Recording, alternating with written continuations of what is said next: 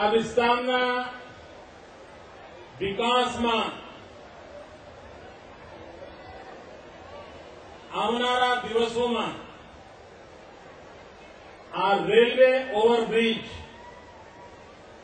ખૂબ મહત્વનું પ્રદાન કરનાર છે. પૂર્વ અને પશ્ચિમને આર્થિક વિકાસની કડીનું આ ઓવરબ્રિજ છે. આ એવી જગ્યાનો ઓવરબ્રિજ છે જે કોઈ એક જમાનામાં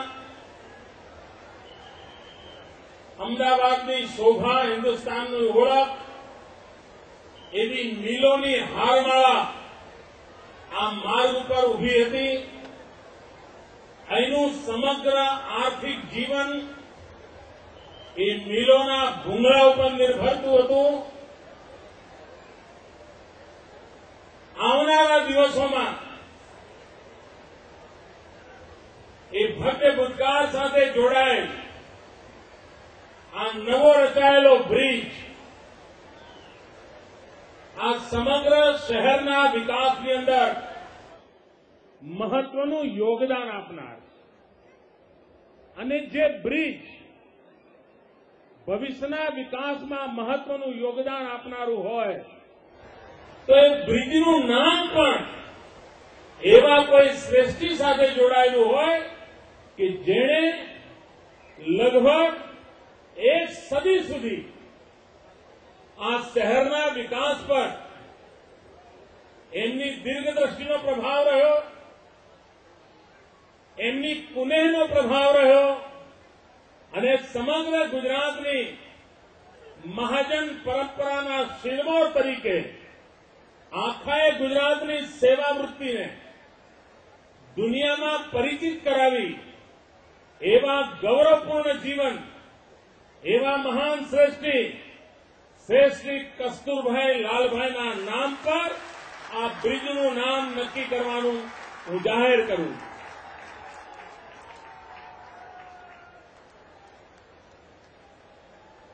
આ બ્રિજના નામને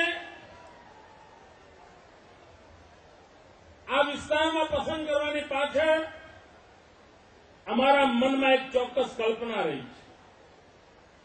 કારણ ગુજરાતના વિકાસમાં ઉદ્યોગકાર હોય, ઉદ્યોગપતિ હોય, ધનપતિ હોય, કરોડપતિ હોય, અબજપતિ હોય, પરંતુ એની પરંપરા એવી રહી છે કે એણે સમાજના છેવાડાના માનવીના સુખ દુઃખ સાથે જોડાયેલો રહ્યો છે. કામદાર વિસ્તાર સાથે જોડાયેલો આ બ્રિજ અને બીજી બાજુ સુખ સંપન્ન તરફ ગતિ કરનારો વિસ્તાર, એ બંનેને જોડવા માટે જો કોઈ ઉત્તમ નામ હોય તો શેઠ શ્રી કસ્તુરભાઈ લાલભાઈનું છે અને એ ભૂમિકાથી આ ઓવરબ્રિજનું નામ કસ્તુરભાઈ લાલભાઈના નામ સાથે જોડ્યું છે. ભાઈઓ બહેનો, આજે અનેક જે નિર્માણ કાર્ય થયા છે, દરેક નિર્માણ કાર્યનો અલગ મોટો સમારંભ કરી શકાય એટલા બધા કામો થયા છે. કરોડો રૂપિયા ખર્ચીને કર્યા છે. અમદાવાદ શહેરની સુવિધામાં ઉત્તમ પ્રકારે યોગદાન આપે એવો વિકાસ કર્યો છે. પરંતુ બધા જ કાર્યક્રમો જુદા જુદા કરવાને બદલે આ એક જ કાર્યક્રમમાં અન્ય જે કામો થયા છે એના પણ નામકરણનો વિચાર થયો છે. ગુજરાતની સ્વર્ણિમ જયંતિનો અવસર હોય, પૂજ્ય રવિશંકર મહારાજનું નામ એની સાથે સહજ રીતે જોડાઈ જાય. થોડા દિવસ પહેલા આપણે હિન્દુ ચાચાના નામે એક બ્રિજનું ઉદઘાટન કર્યું હતું. આજે પૂજ્ય Ravishankar Maharaj flyover bridge 132 ફૂટના ring road ઉપર જયમંગલથી વાડીનાથ ચોકને જોડતો એસી 4 રસ્તા ઉપરનો સ્પ્લિટ ફ્લાયઓવર બ્રિજ, એનું નામ પૂજ્ય રવિશંકર મહારાજ સાથે જોડ્યું છે. આ દેશમાં જાહેર જીવનમાં આગવી ઓળખ ઉભી કરનાર જયપ્રકાશ નારાયણજીના કૃપાપાત્ર એવા સ્વર્ગસ્થ નાનાજી દેશમુખ, એમના નામ સાથે સત્તાધાર 4 રસ્તાથી એસજી હાઈવેને જોડતા રેલવે બ્રિજનું નામ શ્રી નાનાજી દેશમુખના નામ સાથે જોડ્યું છે.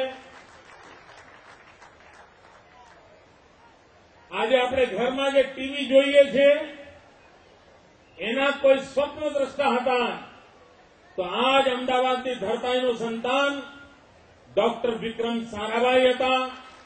એવા મહાન વૈજ્ઞાનિક, એમના નામ સાથે 132 ફૂટના રિંગ રોડ ઉપર વાડીનાથ ચોકથી જીએમડીસીને જોડતા હેલ્મેટ જંકશન ઉપરનો સ્પ્લિટ ફ્લાયઓવર બ્રિજ ડોક્ટર વિક્રમ સારાભાઈના નામ સાથે ઓળખાશે.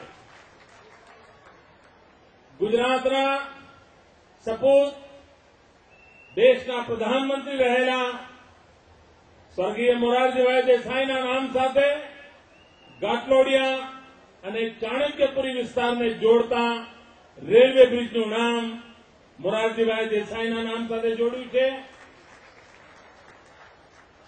દેશના આઝાદીના આંદોલનનું નેતૃત્વ 2 મુખ્ય ધારાઓએ કર્યું હતું. એક અહિંસક આંદોલનની ધારા હતી, બીજી સશસ્ત્ર ક્રાંતિની ધારા હતી. અને બહુ ઓછા લોકો એ વાતની નોંધ લે છે, પરંતુ બંને ધારાનું નેતૃત્વ ગુજરાતમાં હતું. અહિંસક આંદોલનનું નેતૃત્વ મહાત્મા ગાંધી, સરદાર પટેલ કરતા હતા અને સશસ્ત્ર ક્રાંતિનું નેતૃત્વ શ્યામજી કૃષ્ણ વર્મા, સરદારસિંહ રાણા અને મેડમ કામા કરતા હતા. અને ત્રણેય ગુજરાતના સપૂત હતા, જેમને વીર સાવરકર, ભગતસિંહ, મદનલાલ ધીંગરા આવા લોકોને દેશ માટે બલિદાન કરવાની પ્રેરણા આપી હતી. એવા શ્યામજી કૃષ્ણ વર્માના નામે રાયપુર દરવાજા બહાર આવેલ રમતગમત તથા પાર્કિંગ સંકુલનું નામ શ્રી શ્યામજી કૃષ્ણ વર્માના નામ પર જોડ્યું છે. જાહેર જીવનમાં જલ કમલવત જીવન જીવવું અને આજીવન ભેદધારી સેવા કરવી, એવું એક મહાપુરુષ એટલે શ્રી કુશાભાઉ ઠાકરે.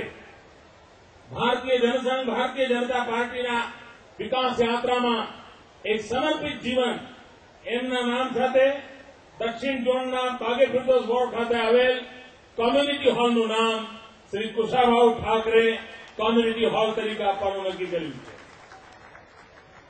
દાદા સાહેબ માવળંકર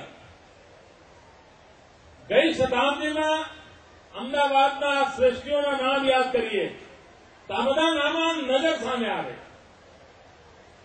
આ બધા મહાપુરુષો એવા છે કે જેમનું ઋણ આપણી પેઢીએ જ ચૂકવવાનું હોય.